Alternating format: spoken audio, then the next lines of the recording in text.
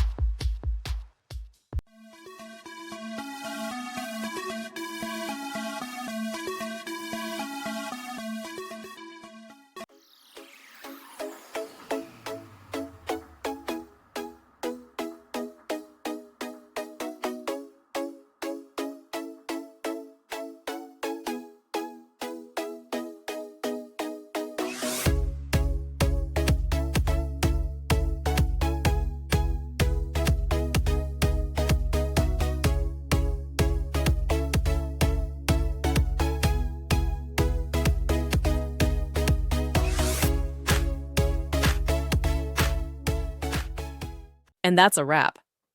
I hope you found the answer you were looking for. If you did, take a second to hit that subscribe button. It really helps out. And let me know in the comments which solution worked best for you. See you next time in the debug zone.